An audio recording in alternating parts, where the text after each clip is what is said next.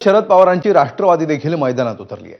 नाशिकमध्ये आज पवारांच्या राष्ट्रवादीच्या मेळाव्यामध्ये मतचोरीचं प्रात्यक्षिक दाखवण्यात आलं। मतदारांनी दिलेलं मत दुसऱ्याच उमेदवाराला जात असल्याचा दावा या प्रात्यक्षिकातून करण्यात आला आहे। व्हीव्हीपॅटमध्ये सुद्धा मतचोरी शक्य असल्याचा दावा या प्रात्यक्षिकांमधून करण्यात आला।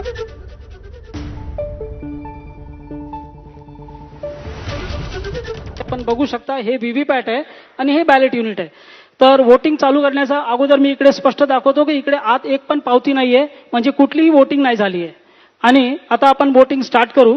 तर इकडे आपल्याकडे बॅलेट आहे, बॅलेटमध्ये आपल्याकडे 3 कॅन्डिडेट्स आहे आणि आपण वोटिंग स्टार्ट करून पावती बघू आणि त्यानंतर चोरी कशी होते ते आपण समजण्याचा प्रयत्न करू। मग आपण पहिली वोटिंग करू।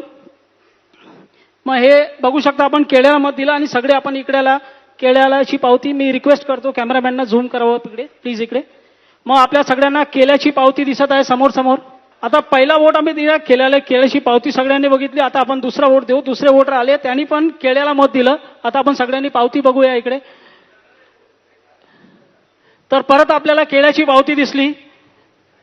2 वोटर आले, दोन्हींनी केळ्याला मत दिलं, केळ्याची पावती बघितली आणि सॅटिस्फाईड होऊन गेले।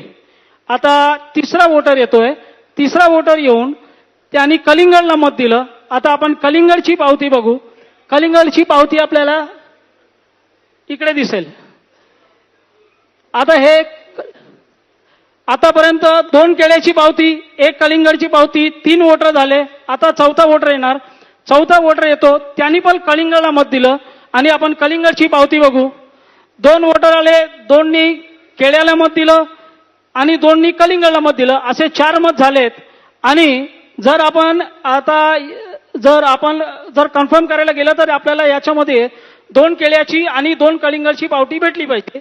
पण त्याचा अगोदर आता आज इलेक्शन संपलं, म्हणजे हे 4 वोट पडले, इलेक्शन संपलं। आता आपण 3 दिवसानंतर निकाल काढू आणि निकाल इकडे शो रिझल्ट्स मध्ये आपल्याला दिसतंय का ज्याला 1 पण मत दिलं नाही दिलं असा सफरचंद इलेक्शन जिंकला आहे।